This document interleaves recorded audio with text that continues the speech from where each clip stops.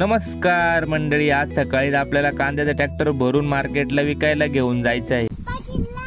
परवा रात्री पाऊस पडल्यामुळं कालच हे कांदे निवडून ठेवलेले होते. मग आज ट्रॅक्टर भरायला सोपं जातंय. थोड्या वेळाने आपल्या शेतामध्ये उरलेला सगळा कांदा ट्रॅक्टर मध्ये भरून झाला आणि त्यावरती ताडपत्री टाकून जेवायला बसलो. बटाट्याची भाजी व पोळी खाऊन मस्तपैकी पोट भरून जेवण झालं. त्यानंतर आपला छोटा ड्रायव्हर बघा कसा ट्रॅक्टर चालवतोय.